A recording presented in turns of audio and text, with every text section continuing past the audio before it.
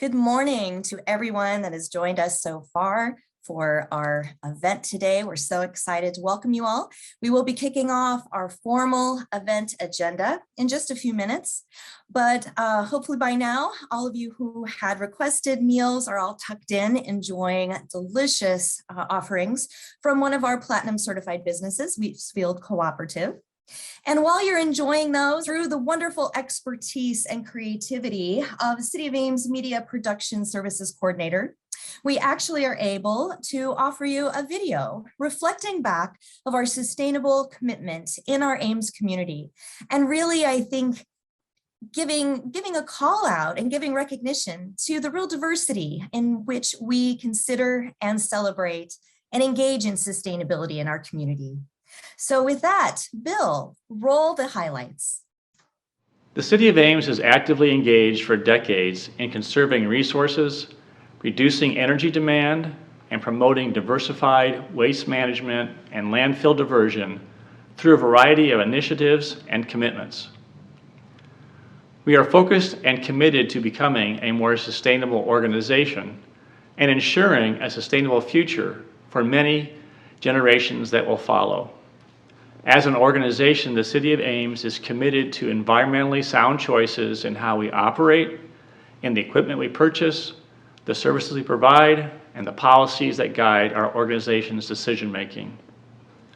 Additionally, the City of Ames encourages sustainability through the programs and services we provide to the citizens of Ames, and we constantly seek out ways to help citizens make green and greener decisions, balancing the need to be fiscally responsible with our goal of creating a cleaner, greener community. The City of Ames is dedicated to making the smart choice and the sustainable one. I hope you enjoy this glimpse of a few of the many ways we embrace a sustainable Ames.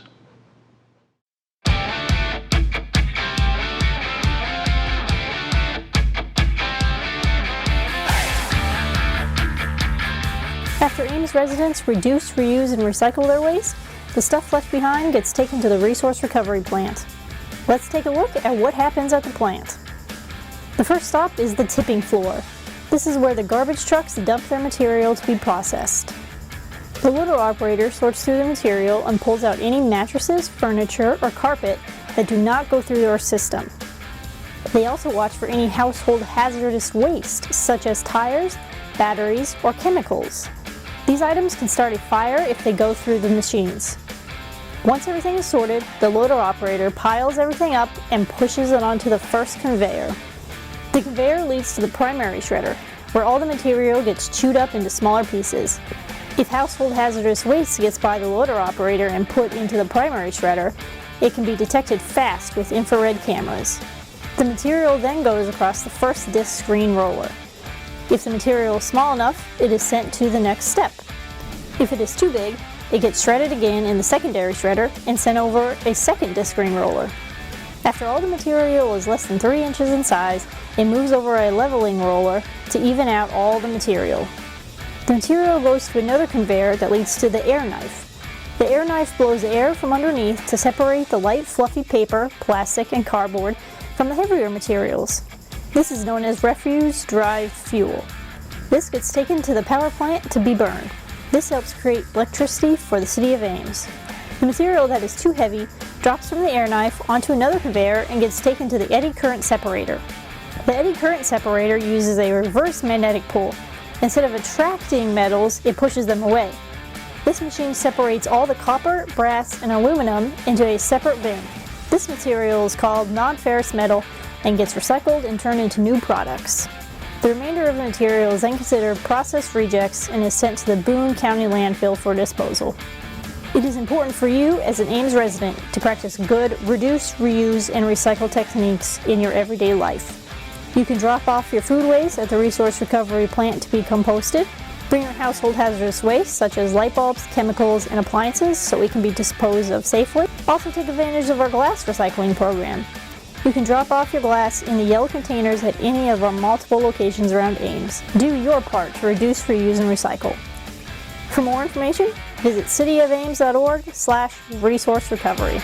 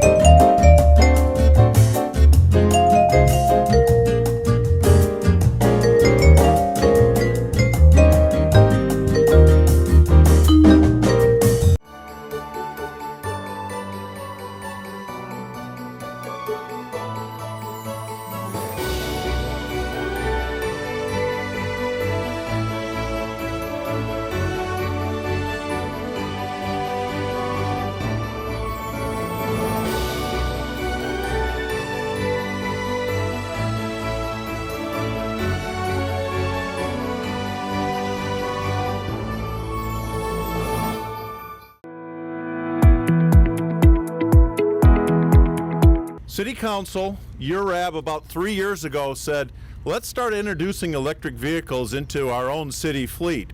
So we were given permission into the budgets where we bought a couple of all electric vehicles just to kind of test them out. I think you can kind of see both of them are sitting around here somewhere. So we put them in about 3 years ago. And I kind of says, you know, we've got to put in EV charging infrastructure to get this done. Well, why not add a second cable? It's not that much more. ChargePoint helped us with that. So we put in a second cable and then opened up the EV chargers to the public to use.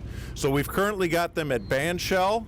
I shouldn't say currently anymore because we have new ones out here right now and a few that we'll cut a ribbon on in a few minutes. So we have them at Bandshell and we have them at City Hall. We're also have one that just went into the intermodal facility on campus. But what is unique about this one? So let's talk a little bit about this. So, I want to say 2 years ago, there was some money that became available across the state, and they really wanted to build electric vehicle infrastructure specifically on the interstate. So Ames, being close to the interstate, said, let's put in for some of this money. We were one of 3 utilities in the state that recently were granted some grant money to put in what's called a level 3. For those that don't know, a level 3 DC fast charger can probably charge your car to 80% in about 30 minutes, compared to 2, 3, 4 hours on the level 2s and then even longer for the level 1s. So we're really liking the placement of these. It's close to the interstate. I believe we'll be trying to get another one in at our other entrance to Ames over on Highway 13 in the coming years. And I want to thank, let's see, where's our come and go people? So we could not have, is he driving a car? Well, I know Cameron's here, but he said that he will not speak. So we want to thank, on behalf of Come and Go, we want to thank Cameron and Come and Go for being a partner with us, because it does take up parking, it does create new logistical issues as you have cars charging there. So without them, we wouldn't have been able to put these in, and they've been instrumental in allowing this thing to happen. In fact, I've even seen a few cars over there charging. I think there's a Bolt over there charging right now, correct? 1, 2, 3, Hertz!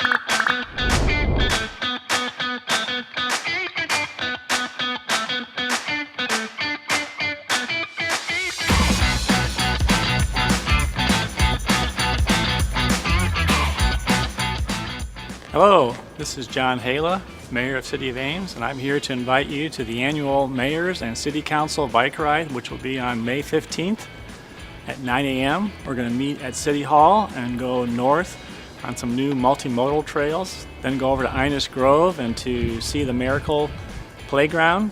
From there, we'll go over to the Homewood Golf Course and see the recently completed Homewood Clubhouse, then down to the new Lowhead Dam.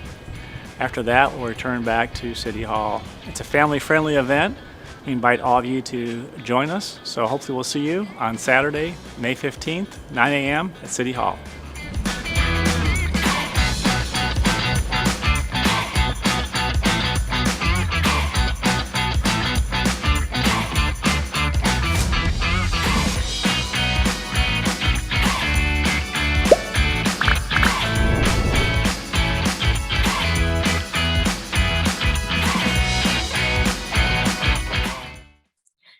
Well, welcome again, everyone. My name is Mary Rankin. I have the honor of being a part of a shared position related to sustainability, leadership, and commitment for our Ames community, both as Sustainability Director for Iowa State University and Sustainability Coordinator for the City of Ames. And I am excited to act as your facilitator today. We've got a great program in front of us. So just to remind everyone, these are our items that we will be discussing today as part of our time together. And it is always exciting to have all of you join us to celebrate all the great work of our business community in the city of Ames. With that in mind, I would note that the key to any sustainable future is really vibrant and supportive leadership. We are so fortunate in our community to have those that both support sustainability overarchingly and most certainly this program. It is my pleasure now to introduce Mayor John Hala, who has always offered such wonderful support to the challenge and to offer welcoming remarks to all of us in this celebration today. Mayor Hala, welcome. Thank you, Mary. Appreciate that. Well, good afternoon and welcome to our 5th annual Smart Business Challenge Luncheon. I really had hoped to greet you in person, but I'm glad that we can meet virtually today. During the past couple of years, we've learned how to leverage technology to continue to provide programs and services to our community. And this year, we're using technology to bring an international speaker to our luncheon. But first, let me provide some information about the Smart Business Challenge. Smart Business Challenge began with the citywide 150th celebration in 2014 and continues to be strong in 2022. Through Ames Electric Service, the City of Ames seeks businesses to join the program to help create more sustainable community. The program is multifaceted, including energy and water conservation, transportation, waste reduction, indoor and outdoor environmental equality, overall carbon footprint, economic efficiency, and community engagement. Challenge participants complete a checklist that includes environmental, economic, and social sustainability components such as community engagement and volunteerism. Although the past year has altered or delayed some activities and initiatives around sustainability, we will assess the program on our priorities. Moving forward on carbon reduction strategies, including waste and increased energy efficiency. This coming weekend, the Ames City Council will meet for our annual goal setting session. We'll assess how we're doing, and one of our stated values is sustainability. Our action step is to develop a climate action plan. I'm happy to say that we are making progress on creating that action plan. In fact, our speaker today, Yul Herbert, as principal of Sustainability Solution Group, is helping Ames develop our plan as our consultant. I want to emphasize that this is a community climate action plan for all of Ames. While the City of Ames is always looking for ways to reduce its own carbon footprint, to make a real carbon impact, this must be an effort that the entire community not only embraces, but is also willing to invest time and resources into accomplishing the proposed initiatives. Developing our first community climate action plan requires commitment and involvement for all voices in our community. Last year, I appointed 27 Ames residents to a supplemental input committee. The purpose of this group is to provide feedback to the Ames City Council, which is serving as a steering committee. If you haven't been involved in this initiative, I encourage you to share your thoughts with the Ames City Council. One way you can do so is by participating in a survey that will be opened up next month and will be available on our sustainability webpage. This will be seeking input from individuals and businesses on how they can support low carbon action steps. For example, are there hurdles to overcome from making your energy efficient upgrades to either your home or to your business? How much might you or your business be willing to personally invest in property improvements? Or if there are increases in utility rates, what might those be you'd be willing to invest in? The feedback from this survey is going to be very important, along with many other communication tools, to help council continue to develop the low carbon actions that direct our climate action plan. Please stay updated on the climate action plan progress by going to our sustainability page on the city's website at cityofames.org/sustainability. At cityofames.org/sustainability. It's updated frequently, and we're looking forward to you joining us there. I'd like to also to take a few minutes to summarize just a few of our many sustainability initiatives that the City of Ames has taken. In December, our SunSmart Ames Community Solar Project celebrated its first anniversary, and now solar energy is part of our community's energy portfolio. As many of you are already aware, in 1975, our resource recovery plant became the first in the nation municipal waste to energy system. Now we're studying potential major changes to the system as the City of Ames staff are reviewing drafts of our waste to energy study to help determine our next steps. To continue our landfill diversion opportunities, Resource Recovery offers its food waste diversion program, which is partly highlighted on the video, which provides a 24/7 drop-off site for food as an alternative to throwing it in the garbage. Since initiation, more than 41 tons of food waste have been collected since the program's first beginning. This waste eventually becomes compost. We also love our Rummage Rampage event, and 2021 was another phenomenal success. The annual community garage sale, held over 9 days at the Ames Intermodal Facility on Hayward in Campustown, found new homes for more than 90,000 pounds of furniture and housewares and raised more than $40,000 for local nonprofit agencies. Finally, I'm excited to share with you today that SciRide, our City of Ames public transit system, funded in conjunction with Iowa State University, will acquire 2 all-electric buses this year, with 5 more planned for acquisition over the next couple of years. Additionally, council just heard at our capital improvement plan meeting that there's also a grant application going in to seek to acquire a couple more, possibly up to 3 more electric buses. Today, I'm honored to join you, our Ames business community, as we work together to create a more sustainable Ames. And so at this time, I welcome back Mary Rankin to introduce today's keynote speaker. Thank you.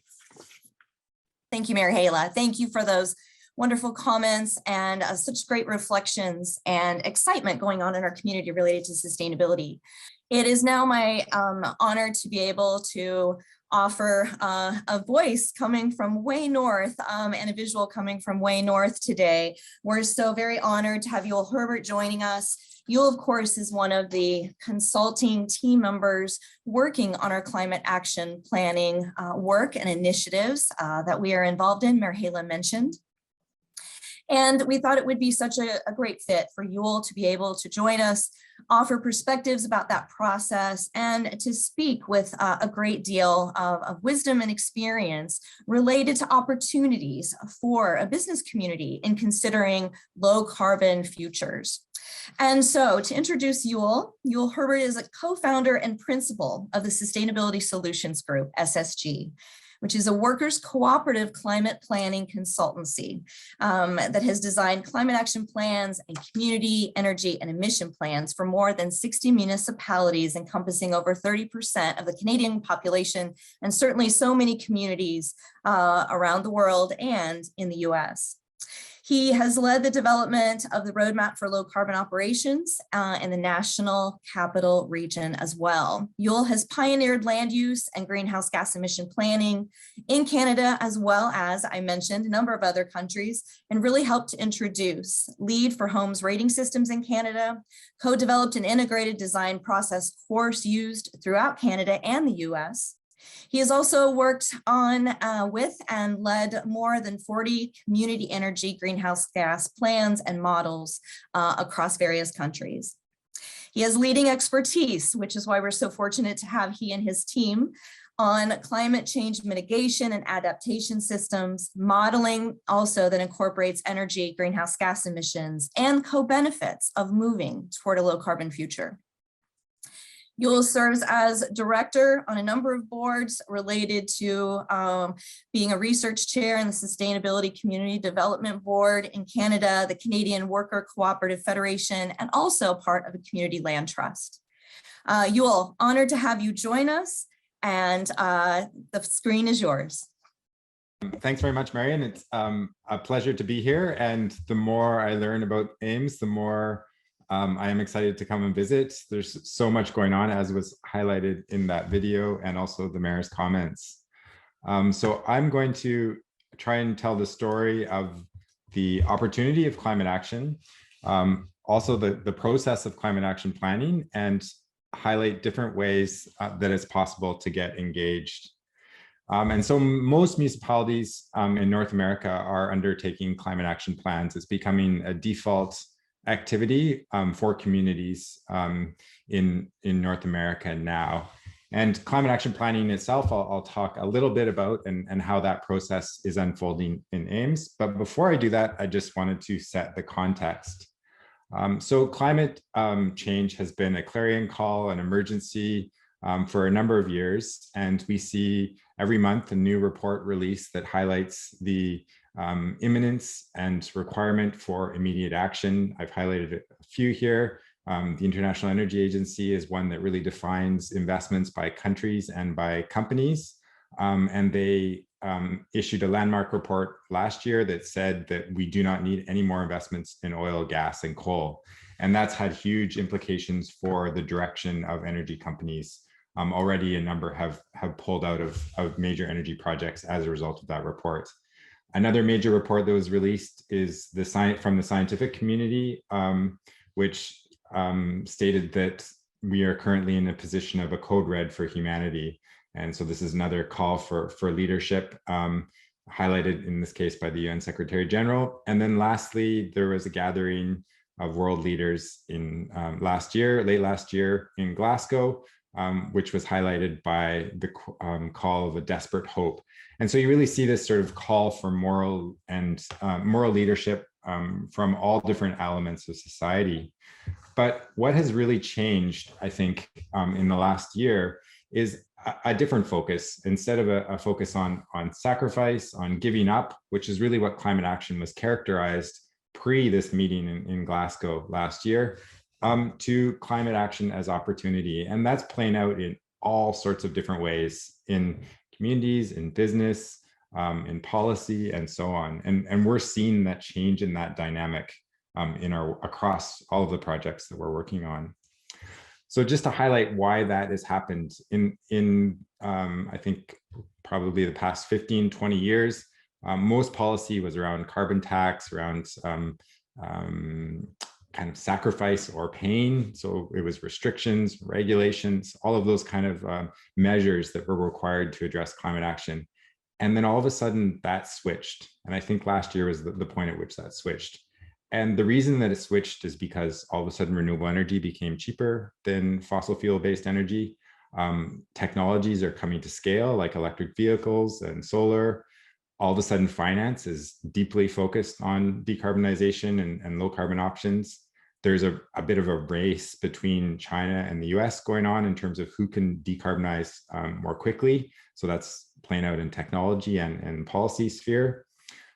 There's all sorts of emerging new policies in different states to advance low carbon technologies, both at the utility scale and in different elements of systems. So like the shipping or aviation, all are very focused on decarbonization.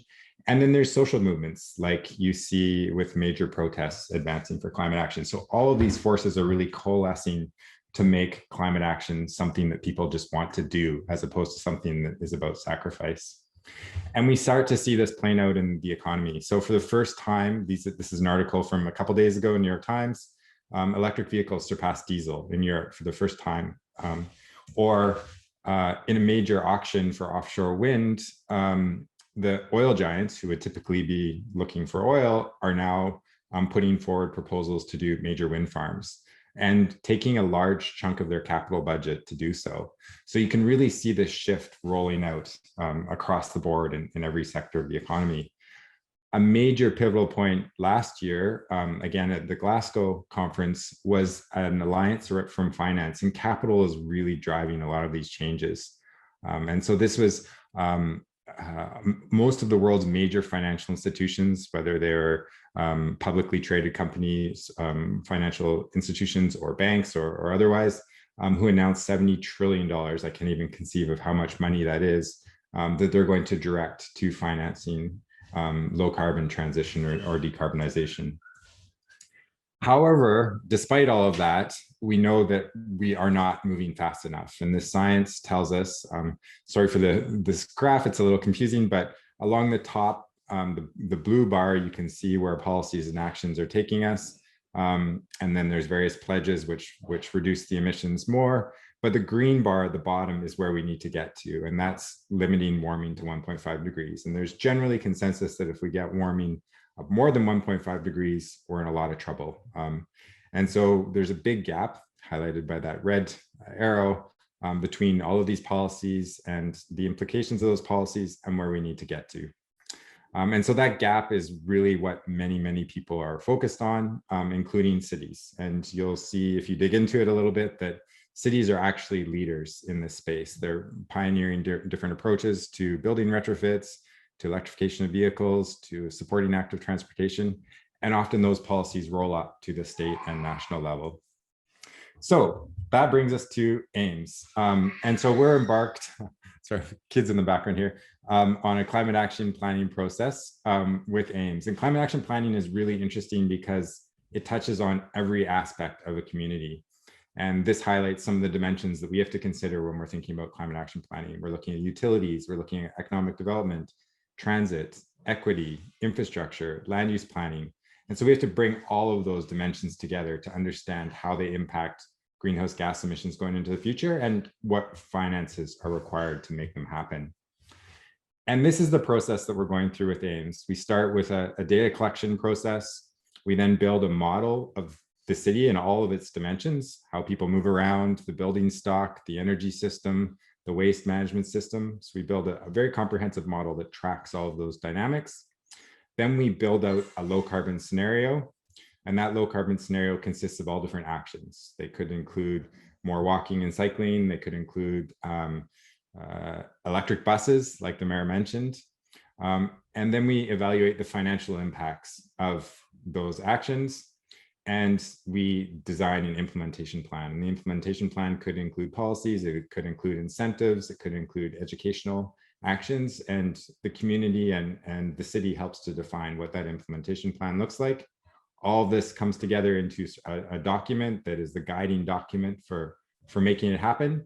And that becomes the final plan for AIMS. So we're in the middle of this process right now with the low carbon scenario, and we're identifying which actions to model.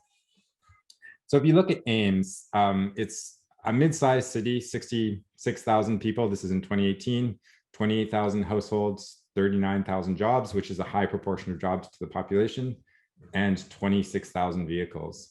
So we basically, to decarbonize, we need to make sure that those 28,000 households don't use any fossil fuels. The 26,000 vehicles are all powered by clean energy sources, most likely electricity. In terms of the current state, the city uses around 12 million BTU. That generates about 1.2 million or 1.2 megatons of greenhouse gas emissions. And that comes out to about 19 tons per capita, which is high relative to other jurisdictions. So it's a relatively high per capita emissions, but a high per capita means that there's just a lot more opportunity to reduce emissions. It's not necessarily a bad thing. This is a profile of the emissions by fuel type for Ames. And the starting condition is on the left-hand side, 2018, and we go out till 2015. And this is a business as usual projection. So what would happen if we don't take any actions? You can see the emissions hover around, in this case, it's kilotons. So again, 1.2 million tons drops down a little bit and then goes back up as the population increases into the future. There's a few interesting dynamics at play. One is highlighted by when the city started to generate or keep the emissions reductions associated with wind generation in its electricity system. Two is highlighted when coal is phased out for the heating system for the university. And three is the blue line is gasoline, emissions from gasoline, and that's as a result of more electric vehicles coming on stream. So it dips slightly, not a dramatic transition. You can really see that most of the emissions from Ames are from electricity, followed by natural gas, followed by gasoline. So those are the things, those are the pieces we need to reduce. And this is the trajectory of reductions. You can see it's very dramatic, it's very fast. And to make that happen requires a lot of work and a lot of capital investment. And the way we approach decarbonizing a community like Ames is first we try and maximize efficiency. And efficiency, as much efficiency as we can do, means that we don't need to buy the equipment to produce that energy or need to produce that energy. So efficiency is just a win-win-win. And an example of how you might achieve efficiency is retrofits, or shifting a driving trip to walking is also another example of efficiency. The second step is fuel switching. So we need to switch from fossil-based fuels to clean sources, and that typically means electricity. So for example, heat pumps or electric vehicles. And the third step is renewable energy. And that means that once we've switched to electricity, we need to make sure that it comes from clean sources. And Ames is already well down that path on number 3 in particular. I want to just highlight the financial case for efficiency. If you take a building, typically the low cost measures are LED lights. Weather stripping maybe is a little bit more expensive or has a longer payback. Attic insulation, even longer payback, so the price is increasing. And then envelope upgrade, where you replace the insulation or the windows, is very expensive. But if you can do those measures, you can make the fuel switching much cheaper. So if it's a more efficient home as a result of the envelope upgrade, the heat pump can be smaller, and that reduces that capital cost and that operating cost. Then you don't need as much equipment to power that heat pump. So the PEV system becomes smaller. And so this really illustrates the need to consider the building as a system. From even more than a system, if you look beyond the households, in particular, the grid is the part that really is impacted by this transformation. And so in this case, the transformer doesn't need to be upgraded. So just looking at the same kind of story for transportation, the number of trips. So if we can avoid trips through teleworking, if we can make those trips shorter, and that's really about land use planning. If you can increase the number of people per vehicle, that enhances transit, for example. If you can increase the efficiency of vehicles, and then also reduce the emissions from that vehicle. And that's basically the formula for transportation. So going to electric versus gasoline. So this is not just about leadership. It's also about other important elements from a management perspective. One is really a risk management perspective. So one could lock in natural gas consumption, and one element is risk management. And so this is coming up more and more in terms of if you make an investment in a natural gas system and then natural gas becomes more expensive, that becomes a stranded investment. And that's playing out in particular in the financial world. And that's why a lot of major financial enterprises are pulling out of, at least in the Canadian context, out of major oil and gas production. Another piece is about prudent financial management, because the cost of carbon is going up, and that's playing out in all different ways. In some states, it's a price on carbon, or a carbon tax, or some other proxy for a price on carbon. And then the last piece is liability. And we're seeing more and more cases against governments, primarily state and national governments, around their greenhouse gas emissions targets. And in fact, there's been some major ones recently against Shell, which required them to increase their climate ambition, and it was successful in a Dutch court, and then also in the UK government, a major court case. So those are other factors that are really driving action.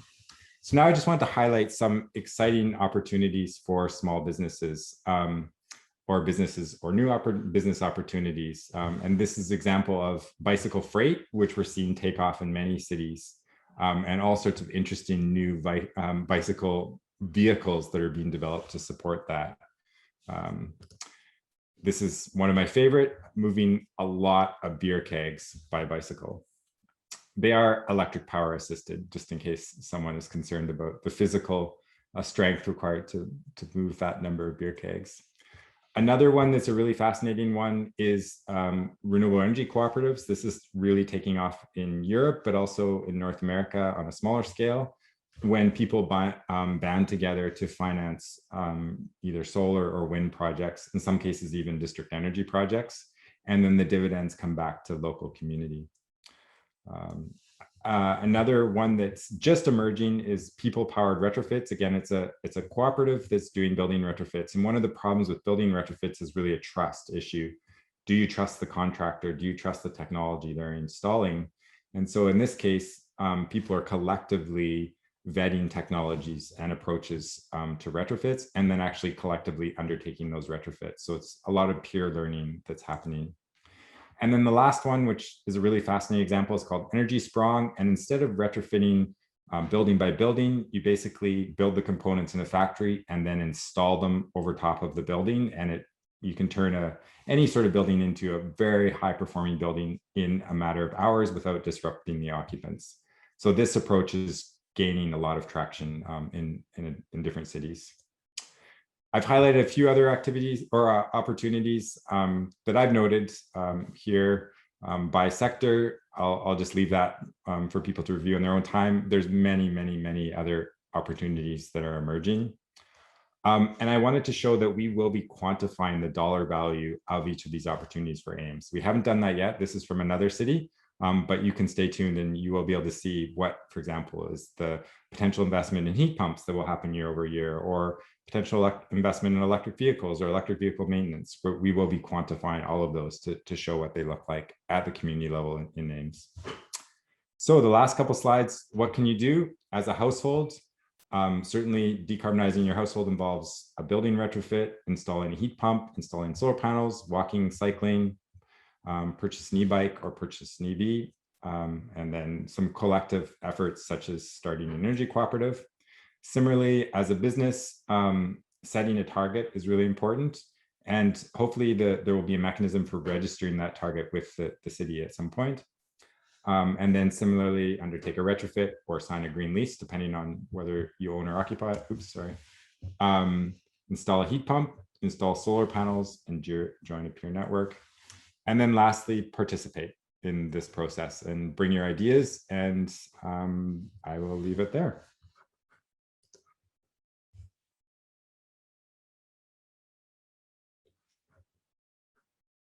So if anyone has any questions, please feel free to jump in. Absolutely. I failed to remind everyone to feel free to put questions in the Q&A bubble that you should have access to. If you find for some reason you do not, please raise your hand. Bill and I will be monitoring that as well. But we want to absolutely open up to any questions you might have. And Yul, we did have a couple of questions that were also offered during your comments. So I'll go ahead and get started with those as we open it up to others as well.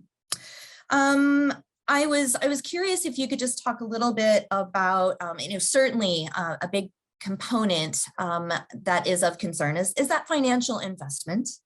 And can you talk a little bit about, as well as, this upfront cost, what do you see on the horizon, or what maybe have you already seen related to some of these technologies and efficiencies decreasing over time? as well as the co-benefits really that a lot of communities are finding. Yeah, so I'm really curious to see how the financials work out for Ames, but certainly in a number of communities where we're working, the overall cost of the transition is a net benefit to the community over the next 30 years. So basically, if you decarbonize the community as a whole is going to save money. And that is, I think, a really important message. And it shows that, and it really highlights why this is now an opportunity as instead of a point of pain. That said, within that overall opportunity, some measures still cost more money than they generate over their investment over their lifetime.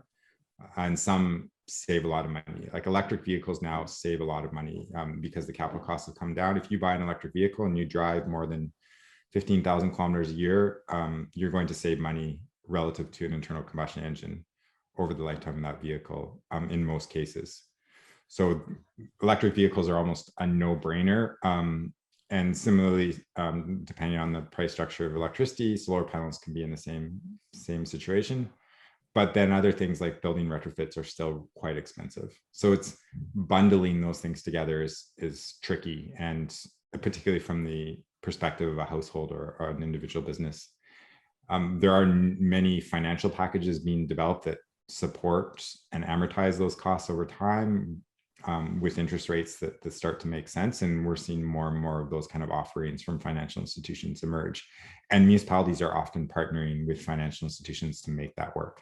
So that can be one of the part of a component of the implementation plan. But the finances are becoming more and more compelling. It's really interesting to see how that's playing out. Great, thank you. So we talk a lot about retrofits. We talk a lot about these different technologies and incorporating them. So another question that has come up is concerns about, do we have the skilled workforce in order to do all the retrofits and do it in a timely manner? What have you seen in your international work related to this, and how can you respond to that? Yeah, so if you take a typical city like Ames, 28,000 households, and you're trying to retrofit all of those households in the next 30 years, you're talking a lot of retrofits every year. And to build up a skilled workforce, because those retrofits are different than what we've typically done with retrofits, for example, putting weather stripping on doors, or we're trying to look at the building as a system, and it's more comprehensive and more ambitious in terms of the retrofit. So even having a small number of contractors who are capable of doing those retrofits is usually is unusual in a community. So scaling that up requires partnerships with trade schools and the existing contractual or contractors associations and so on to make that work. And that's one of the bigger barriers. I think that's a bigger barrier than finance in terms of making it happen. And the energy sprung model I mentioned is what a lot of people are looking to, might be able to just pull that up here as a really an approach to address that issue, because it's industrializing retrofits. So instead of doing a building by building approach, you're basically doing hundreds of buildings at once. So you might bundle 20 homes or 50 homes or 100 homes together, and one contractor will retrofit all of them. That means they get economies of scale in terms of replacing appliances. They can, I mean, the strategy that they're using is they do a laser scan of the exterior of the house. They then make a new facade for that house in a factory. They load it onto a truck and arrive at that home and paste it onto that house. Cut out the windows, the new windows are in place already, and just join that new facade on. The roof structure that they add has a solar system on it, and there you go. And you can do that rapidly. So that's kind of a different way of doing retrofits that a lot of people are putting work into. Again, it requires a different kind of investment because you have to set up a factory and get the right equipment and so on than a typical contractor-led retrofit. But those are the kinds of innovations that we're starting to see to deal with this problem. Thank you. We do have a question that has come in from our chat. So there's a little bit of information here, Yul. So let me provide all of that to you. Primary question here: how do you incorporate different decarbonization strategies into the Ames plan? What are the considerations there? And then they have noted, for example, you continually mention transportation switching to electric. However, there are a variety of different solutions, some of which may make more sense for our community, especially depending on speed of grid cleanup. As a community, will we get to see the broader host of options? So I think, again, from an efficiency perspective, first and foremost, not driving is always the best option, from a health perspective, from a materials perspective, et cetera. Once you do need that vehicle, then most of what we're looking at is electrification, and we're seeing electrification happen in every vehicle class, whether it's a light duty vehicle or a heavy duty vehicle. There are some clean hydrogen powered or hydrogen powered vehicles that are coming as well and deployed in some of the places that we're working, but the scale of that tends to be much smaller, and clean hydrogen is difficult to source. Most hydrogen is not, as they call it, green hydrogen. It's more blue hydrogen, which means it's produced from fossil fuels. So I don't know that there's a lot of other options besides electrification. I'm curious, but if there are, I'm curious to learn more for sure. Well, and I think you alluded to something really important in the consideration of basically our menu of options. And that is really just looking at increasing efficiencies of our demand and the loads on our current systems. You know, that in and of itself is an immediate reduction of any sort of fuel demand, be it renewable or non-renewable. And that just also ensures the sustainable consideration of our energy needs as we move into the future, regardless of what our strategies are. Is that a correct statement? Yeah, I mean, it's really interesting to think of, say you do electrify all the transportation system, so everyone's driving around electric vehicles, whether for business or household reasons. And then you have to charge all those vehicles. And so depending on how they charge, that could cause a significant peak in the need for electricity generation, for example, in the evenings, if everyone's charging in the evening. And so if you can actually get someone who is going to drive to work, to walk to work, you're actually reducing the need for that peak generation to happen, which can then reduce the burden on the need to put up new wind farms or new solar farms. So efficiency has cascading effects throughout the system, and particularly as we electrify heating and transportation, you can really reduce the capital costs required in the grid, and also therefore the reduced operation or per kilowatt cost of electricity. So efficiency is at the heart of everything, and it just has a cascading effect that goes all the way back, all the way upstream through the system. And I think efficiency continues throughout, years to come. It doesn't necessarily go away in a net zero future. So one thing that I think definitely impacts any community is related to, of course, you have those larger entities, those larger businesses, those larger members that are utilizing and need for their business operations and their missions, and to provide the services and products to their customers, of relying on a lot of energy use. And then you have a lot of our smaller businesses that don't have as much of maybe that initial input into emissions, but certainly it is a collective community effort. Of course, we mentioned efficiencies, but are there other primary considerations that you could offer some of our smaller business members that are joining us today? Yeah, I mean, it's very hard to make generalizations around the situation of different businesses. But one effective strategy that I've seen in another community, similar size to Ames, actually smaller, is they created a learning laboratory, which is maybe similar to what we're doing today, but the municipalities, or I mean, not the municipality, the businesses each then presented initiatives that they were undertaking, and then other businesses could draw on those experiences and learn from it, similar to the retrofit co-op example I mentioned, because one of the big issues is fear of technology. So For example, if I own a small store and currently I'm using a natural gas furnace and I want to switch to a heat pump, which heat pump do I buy? And will it always work? And how does it do when it gets really cold? So there's all these questions that come up, and you can certainly get the sales pitch from the manufacturers, but you really want to know from someone you trust. And so having another business who's done it tell you that story can be really powerful. And then all of a sudden you have a number of businesses who are cooperating on their approaches and drawing on their experiences, and it can kind of start this ball rolling that can be really powerful. So we witnessed that in one community, and they called it their learning laboratory. And I think they had a monthly presentation where one business would tell what initiatives they were taking, and they all learned from each other really effectively. So that was one. Without trying to give specific recommendations for a particular business, I think that was a really interesting approach. Yes, I would agree. That's a great idea. In fact, I made a note for the Smart Business Challenge team to look more into that. I think that would be a great and unique addition to our challenge and our members.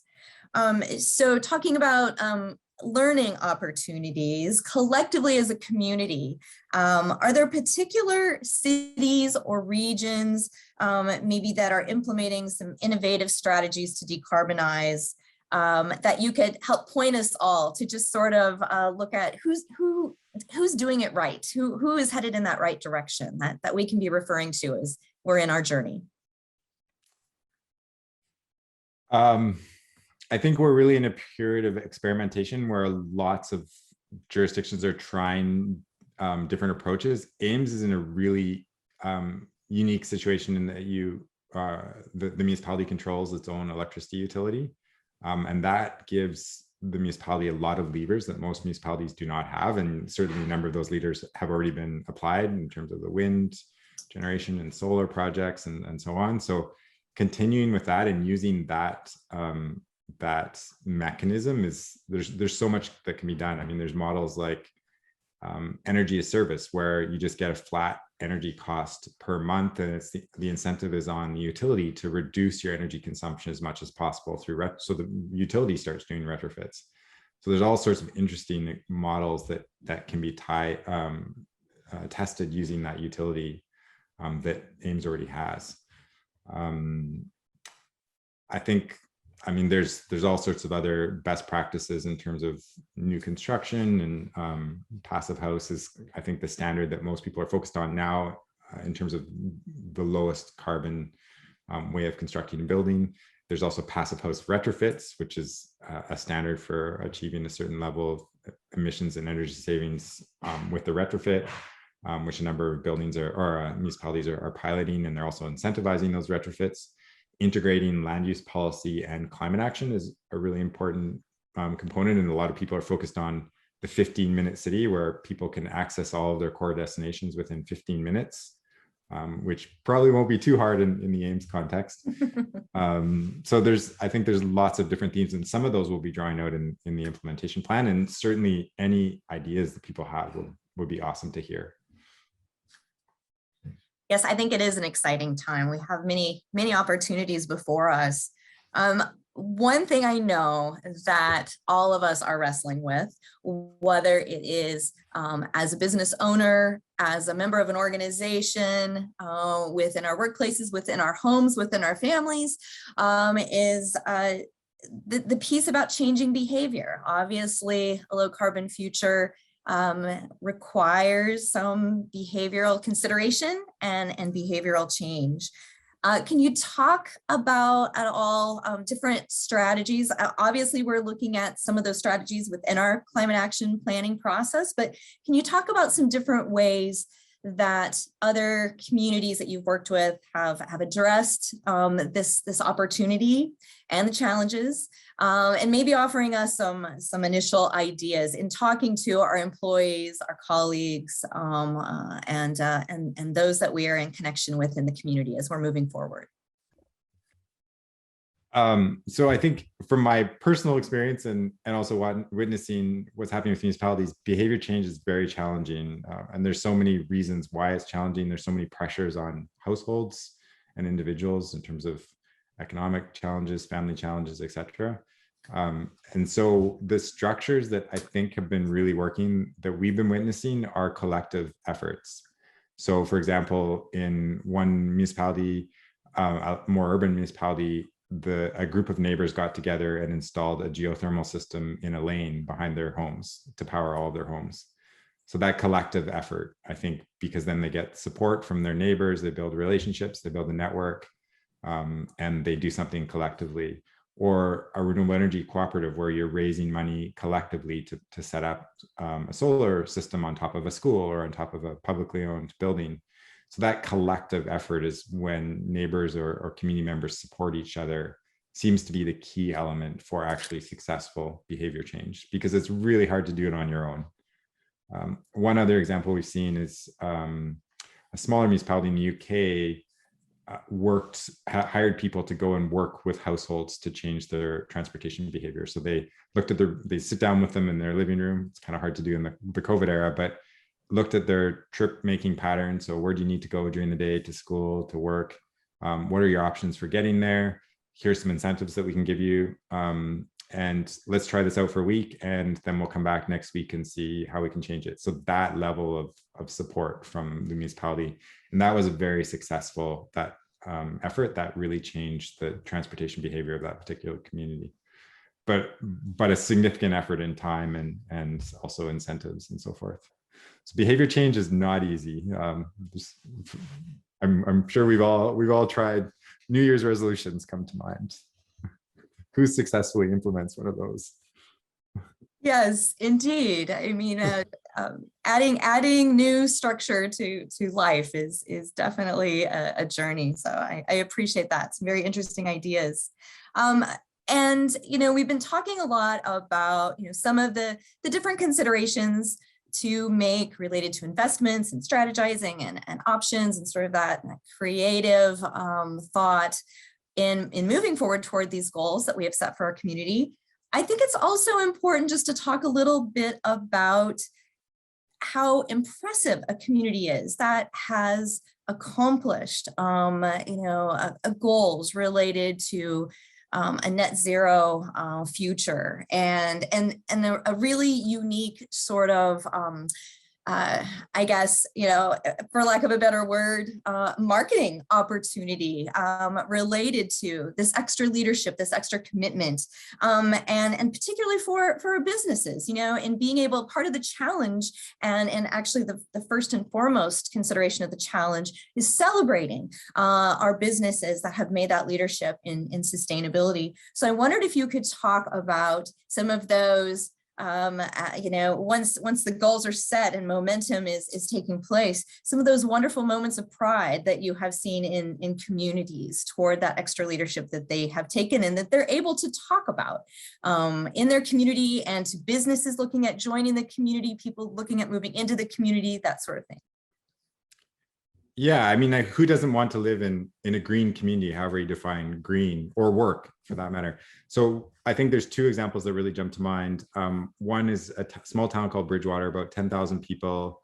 It was a bit of an industrial powerhouse about 100 years ago, and it's been really down and out ever since. And they had discovered that they had a very high level of energy poverty. So households were earning $40,000 a year, and they were spending $8,000 to $10,000 on energy. So a significant chunk of household income was going to energy. And so they made their mission for climate action, but through the lens of energy poverty. And that has become the definition of their community. They've become known internationally for that, and really attracted new employees, and many people have moved there because of that. So that was really one fascinating sort of rebirth story from a community. Another one is a more major city that has a brand around green. In this case, it's actually Vancouver on the West Coast. Seattle would be a similar story.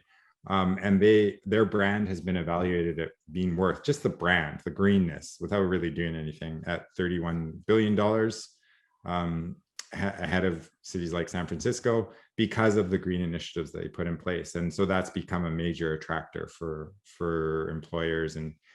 And more pragmatically, most major corporations now have net zero targets. And so if there's a clean electricity grid, that's a defining factor in whether a major employer will move into a community or not.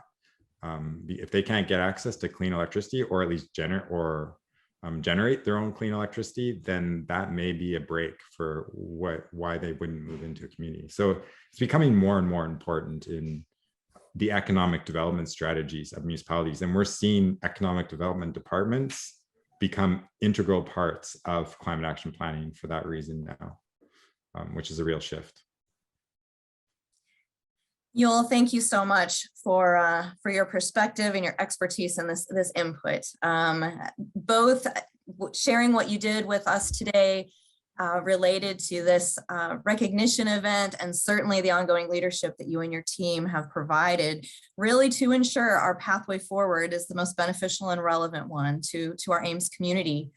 And to everyone joining us, I think Yul's comments really hit home and resonate with the fact, as well as the mayor's comments, that we really have an opportunity before us that needs each and every one of us extending innovative and creative leadership.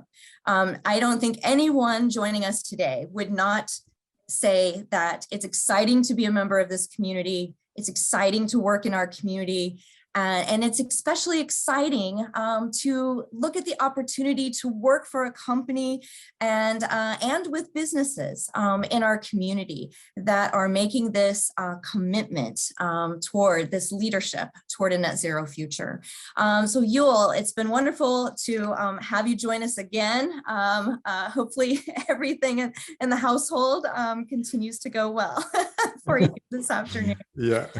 The reminder of the fact that you can still offer questions to Yul and to the consulting team, as well as any of the Climate Action Project team. The best way to do that is to use our sustainability@cityofames.org email address. That will come to all of us, and that will ensure that we get a response back to you. We appreciate, as the mayor mentioned, your input. It's very vital. The other thing that I would note is that to stay updated with all of the work we're doing related to the Climate Action Plan on the City of Ames Sustainability website, and also to keep informed about ways in order to offer your input. Thank you again. And now I am excited to introduce Don Com, who is our Electric Services Director, and also Curtis Spence, the manager of our power plant here in Ames. This challenge initially started in order to consider electric consumption reduction, and of course has expanded from there. But really the heart and soul of opportunity that we have, particularly related to our journey toward a net carbon or net zero future, is definitely around the wonderful teams that support both Don and Curtis. So Don, Curtis, welcoming you to the stage. Mary, thank you very much. So my name is Donald Com. I am the Director of Electric Services here for the City of Ames. And with me today is Curtis Spence. Like Mary said, he's the manager of our power plant, of all of our plants here in the city.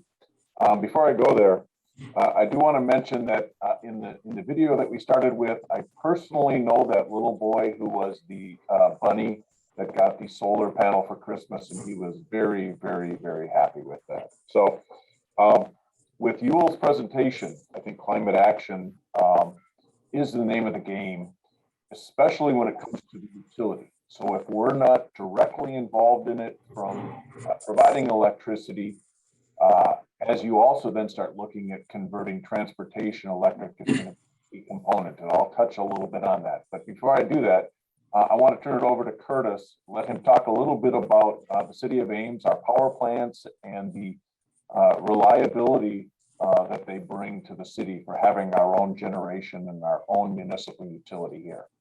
Curtis. All right, thanks, Don. Yeah, good afternoon, everybody, and it's a pleasure to be a part of this. Too bad we can't be in person, but this is a great alternative. Yeah, so I wanted to just give an update on our generation resources here within the community, primarily the fossil fuel combustion. We just diving right into it. So we have two main steam units, if for those of you who may not understand or know, Unit 7 and Unit 8. And we primarily only have one on at a time, and we use the other one in times of transmission needs, high demands, or if the other unit needs a backup. So we've been through quite a bit here in the last definitely 5 to 10 years and doing just major projects and improving the reliability here. Unit 7 just finished a long stint of running for about 2 years. And before that, we had replaced the majority of the tubes and installing a resistant alloy on the tubes to stand up to some of the corrosion chemicals that are just throughout waste. And that's been operating reliably. It did very well for the last 2 years, and now it's just down because we're not needing it at the point, but it's ready to go if needed. Unit 8, we just finished up a number of projects that included replacing all of our superheat tubes. Those are just the tubes in the finishing process of gathering the steam before it goes to the turbine. And just to give a reference, those tubes, if stretched out linearly, would be about 16 miles long. And every surface of those tubes, we coated it in a special alloy to be able to withstand combusting waste. So we replaced those. We performed a major overhaul on our turbine and generator. And a part of that major overhaul, we did a rewind on the generator rotor, basically removing the copper, cleaning it up, and re-insulating it all to make sure we don't have any shorts and it's performing efficiently. And we ended up putting new blades in about 5 of our stages, 5 of the 17 stages in our turbine. So I know that's there's a lot of technical things and stuff just mentioned in that, but all that to say, we did a lot of work to ensure the reliability of Unit 8. We brought it back online here about 2 weeks ago, which it was down for almost 2 years, and going through those projects, and is currently on and active and running very well. So with that being said, with Unit 8, we can convert energy from about 30% more waste when compared to Unit 7, and we're able to take in about 70% of all of what Story County produces in waste, and we're able to convert that to energy instead of going to the landfill. So we're very proud of that and want to continue going forward with that.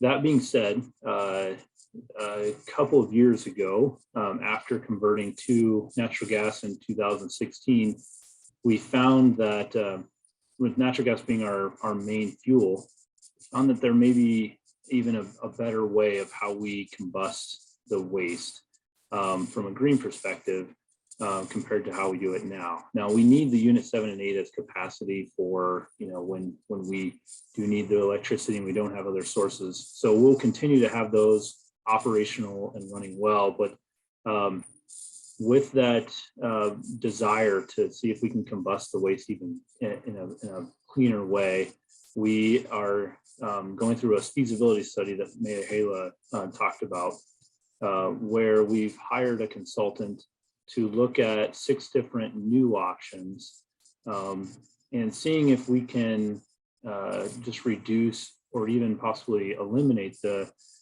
burning of natural gas while we burn waste. And so we're in the midst of that study right now.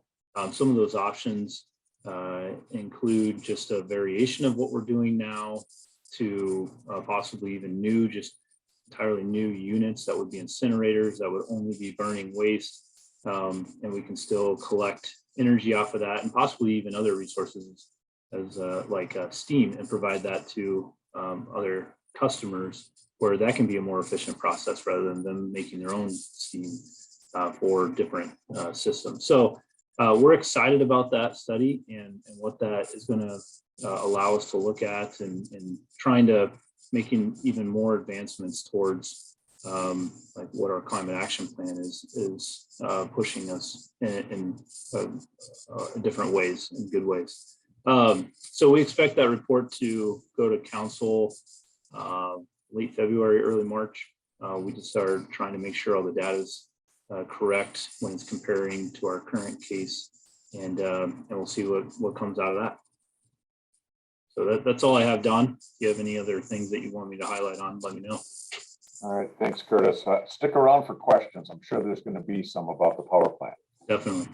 So I really personally enjoyed Yule's presentation on the climate action plan, and there was a couple of things that I took away from it, and hopefully others took away that and other things too. That there are 26,000 vehicles in the city of Ames, and there are about 28,000 homes. And as utility director, as part of the organization that's looking forward to say, okay, how can we help? How can we bring homes and how can we bring cars out from burning fossil fuels into an environmentally friendly way? And it got me on the vehicle side, it got me thinking about electric vehicle charging stations and infrastructure and things like that. You saw in the video that we put in a level 3 charger, which is the fastest charger, and that's located down off of Highway 30. We recently had our budget presentation, our capital budget presentation to City Council. One of the things that Ames Electric brought before Council is we want to continue to offer more and more electric vehicle charging infrastructure throughout the city. So one of the things we presented, we want to invest $600,000 in electric vehicle infrastructure over the next 3 years, and that's before Council now to consider. Beyond that, one of the things that we're looking at is as homeowners and as businesses look at bringing electric fleets in, how do we best design the system? How do we make sure that the transformers are the right size, that the feeders, that the cables going to the businesses and homes are the right size? So that's one of the things that we're going to be looking at here in the near future. I would challenge any of the businesses on there, if you are at all thinking about electrifying your fleet of vehicles, come talk to us. We have money and incentives in our rebate program. We'll cover part of the cost of putting a charger or chargers in at your business, especially if you're looking at electrifying your fleet.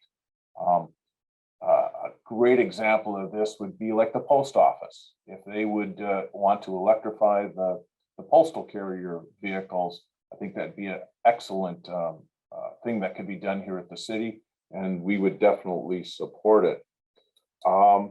Another thing that we brought to City Council as a new project this year is we want to start something called AMI, or Advanced Metering Infrastructure. And basically what this is these are more advanced meters that would allow us to do things like time of day rates, interruptible rates. What that means for us on a time of day rate, for example, is as a utility, we typically peak between that 4 p.m. and 8 p.m. time frame at night. And if we could, with time of day rates, offer incentives, for example, for charging electric vehicles or for other things, to where it's cheaper to do something like that at 10 o'clock at night to say 10 o'clock in the morning. But if we can offer cheaper rates that would save our customers money, it also then shifts that peak. And why is shifting a peak important to us? As we continue to peak, one of the things that the utility looks at is we need to have generation to meet those peak demands. So by shifting that peak and delaying that peak, we can put off having to make that next $50 million investment, $100 million investment into new power plants. Even if they're solar or even if they're wind, we can at least delay some of the peaking generation so that we're not having to raise rates as quickly to meet the growing load within the customers. think the mayor mentioned that we recently, well, within the last year, turned on our first solar farm, SunSmart Ames. It's down there by the library, down there by the airport. And that's the start. We have 2 megawatts of solar, which isn't a lot. We are proceeding with a study right now to look at other places where we can add solar in and around the city of Ames. And we're about to select a consultant that will be studying 5 sites in and around Ames that could install anywhere between 10 and 50 megawatts. That's 50,000 kilowatts of new wind generation in the coming years. I'm excited to see how that plays out. We're trying to use land that wouldn't be good for much else, like the old landfill, or even looking at some of the floodway fringe area where it's difficult, if not impossible, to build on. So we're going to be looking at new forms of generation additions that bring renewable energy to the utility. It doesn't necessarily help us for our peak because you can't necessarily count on wind when we're peaking, but we're going to be looking at generation like that. Curtis mentioned our waste to energy study, which will also be very good for the city if we can move to generation where we're not burning natural gas to dispose of the county's waste. I think that will be a very good long-term solution for what we are doing. I think you will also mention something about businesses can set greenhouse gas targets. And this caught my attention too. We've actually had one of our industrial customers that has already approached us and said, we want to be green, not by 2030, we want to be green within the next year. So we're currently working with them on some special green rates where we're able to go out and either use our existing wind energy or look for new wind energy that we can specifically purchase and allow then this customer to use all green electricity. So if there's anybody out there that's also looking at greening their energy, we'll be going before council here probably in the next 3 to 6 months and introduce something called green rates, which would be tied directly to renewable resources such as wind and solar. Last thing I wanted to mention, I know I'm starting to run out of time here, is he also talked about doing something more unique from a standpoint of within the homes, and this can be done for businesses too. And that's the use of heat pumps versus standard air conditioning and furnaces. And heat pumps have been around for a long time. They're typically put in by what I would say the more affluent, is that the right word? Those that have a little bit more money that can afford the upfront costs. Well, one of the things that we looked at was how can this city, or specifically, how can the utility help those that maybe don't have the money up front to put in ground source heat pumps and things like that. So out in one of our new developments at the Baker subdivision, Ames Electric went out and put wells into all of the home sites out there. And this development is for affordable housing. So the utility is going to be putting in, or has put in, the infrastructure to create heat pumps for these homes. We're paying the upfront cost, and then those that move into those homes over a long period of time will slowly pay back that investment. So they're allowed to benefit from energy efficient heating and cooling that is not using fossil fuels, and the utility was part of that plan overall. So if you as businesses have an idea where you say, boy, I wish I had a partner that could help us or help me become more green, come and talk to Ames Electric, and we'll see if we can't put something together that benefits you as a customer and helps reduce our greenhouse gases. With that said, Mary, I think I'm going to turn it back over to you and then open ourselves up for questions. Thank you, Don. Thank you, Curtis. Extremely valuable information. Thank you both. Such a great overview of different opportunities before us and the connections to our keynote speakers' comments. Before we open up to staff questions, I wanted to introduce our Smart Business Challenge interns for the 2021-2022 academic year. Part of the founding principles of this challenge was also to offer a unique professional development experience for our students at Iowa State University to engage in the community and with the community in a different manner. And so we're very fortunate to have 2 interns that serve in this coordination role. And this year's interns are Lucia Rizzo and Lydia Youngquist. Well, hi everyone, I'm Lucia and this is Lydia. And like Mary said, we are the interns this year for the Smart Business Challenge. And we're really excited to talk to you guys today about the different updates that we have. So, Lydia. So just to give you guys an update of where we stand going into 2022, we currently have 37 participants in the challenge. So to break that down a little bit for you, we have 9 businesses that have signed up for the challenge but aren't yet certified. And for the bronze level, we have 3 businesses that are certified. For the silver level, we have 9 businesses certified. And for gold, we have 5. And then our platinum level holds our largest group of members with 11 businesses. All right, so we have a couple of updates since last year. We're excited to welcome Back Alley Plants and ZW Mercantile as newcomers to the challenge. And we are super excited to introduce them to the challenge and continue working on excelling their certification status. And as far as new certifications go, while we've been working a ton on those and a lot of work has been completed, we are still finalizing some details and waiting to announce them. So any new certifications at this time will have to wait, but stay tuned because we're really excited to celebrate them soon. Additionally, we have worked to recertify 2 businesses. As a reminder, the recertification process is conducted every 3 years just to collect more current and accurate information on updates that businesses have made that could enhance their checklist. This enables the Smart Business Challenge team to be able to research new resources for businesses to use in order to further their sustainability goals. Recertification is also a great time for reflection as businesses can take a look back and see how far they've come in 3 years. Duckworth Waring and The Loft have both been recertified at the platinum level. So congratulations on your continued impressive commitment and dedication. We appreciate all the hard work you've been doing to hold yourselves to such a high standard of sustainability. All right, and in addition to certifying other businesses, we've been working on a couple of other things. We've been working on pieces to enhance the program, including compiling resources, comparing, and identifying trends and energy audits to highlight potential areas of improvement.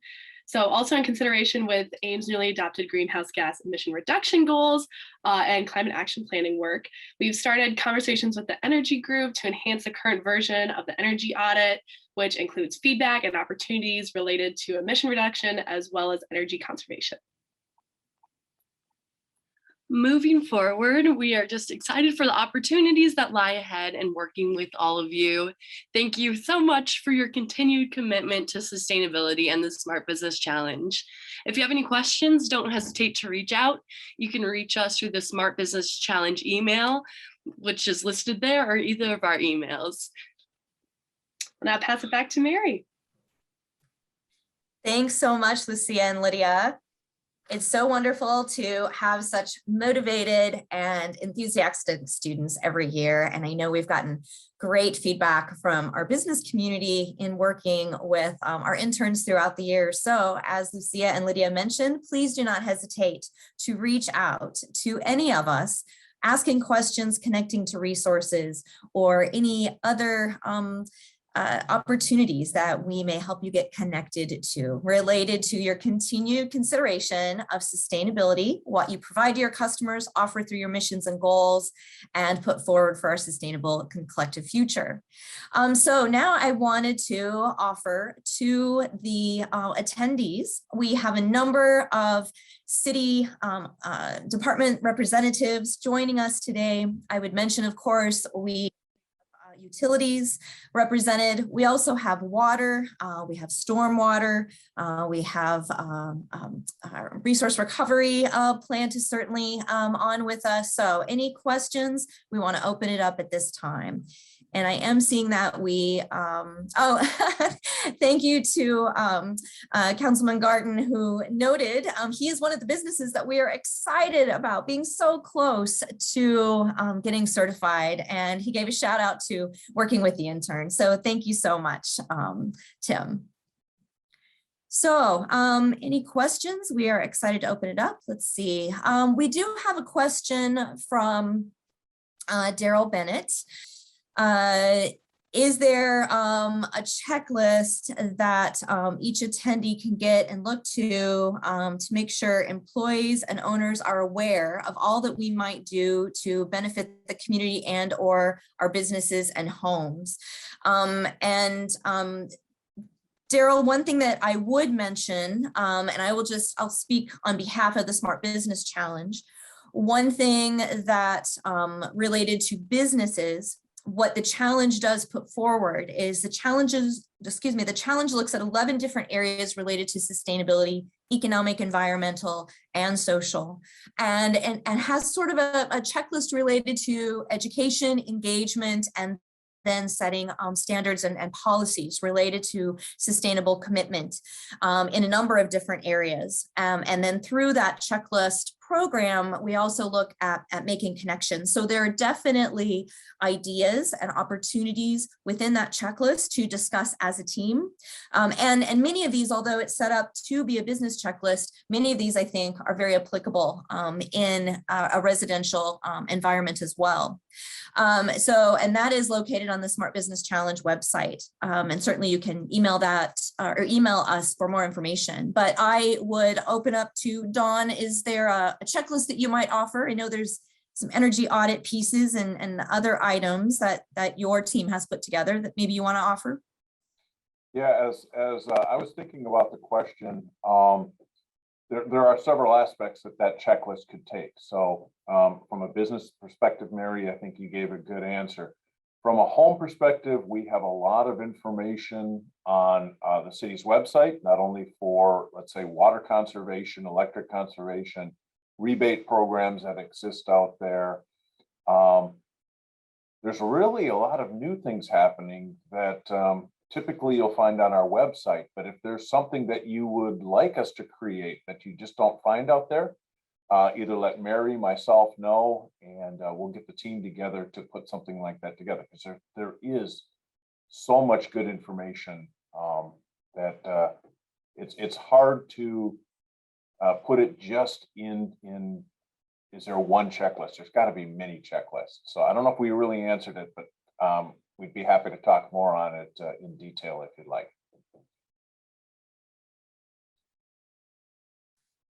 Yes, and I would just offer also that on the Smart Business Challenge website, we have put together a subpage for resources related to the checklist categories, which take you to a number of different websites that offer sort of subsidiary resources. A number of those have checklists, have different considerations. So that might also be an additional useful site.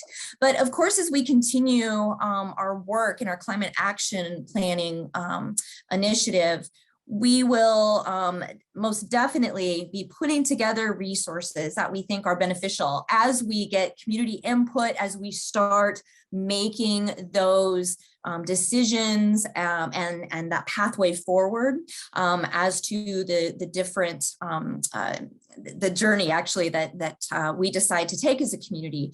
And I know that the consultant team is working on putting together sort of some workbooks, I guess, if you will, that can be provided to households to start looking through checklists and looking through considerations for their individual journeys. So I guess I would say stay tuned. And as Dawn mentioned, certainly don't hesitate to contact us in any way or anything that we can offer. All right, well, one thing that I would mention is that what we will be doing after the proceedings today is the 2 Smart Business Challenge interns and I are going to be sitting down, putting together a list of city departments that were represented in today's, during today's event, and information on how to contact them, links to their website, and different pieces of information and the connection to those resources that we think would be particularly valuable for our business community, and certainly to continue those discussions and to connect in that regard.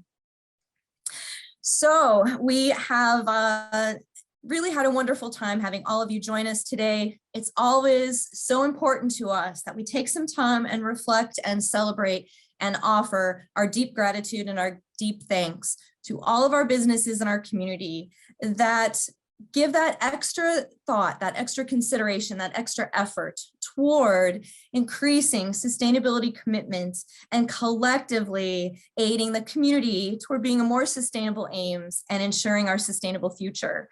And so as we wrap up, it's my pleasure to come full circle and bring back Mayor Hala for some closing remarks. Thanks, Mary. And I just want to thank everybody who participated. I hope that those that have been watching have gained an appreciation for how much work is being invested by the city of Ames, everything from developing the climate action plan to also the electric plant doing their work. And excited to see Lucia and Lydia on board and helping, and just kind of shows how we have a partnership working together with Iowa State University also. So on behalf of the city of Ames and all those that participated, thank you for joining us today. And we look forward to hopefully having this in person next year. And congrats to Eric Abrams and his wife for the recertification on the Platinum Awards. And I'm sure there'll be others doing that in the future. So again, thank you for joining us, and trust you have a wonderful day. Thank you, Mayor Hala. Again, thank you everyone for joining us. We will have a recording of today's proceedings on the City of Ames website. Just a reminder of opportunities to connect to us for the Smart Business Challenge program, and also to keep updated related to the climate action planning work. Thank you all again for all of your wonderful commitment, and have a fantastic day.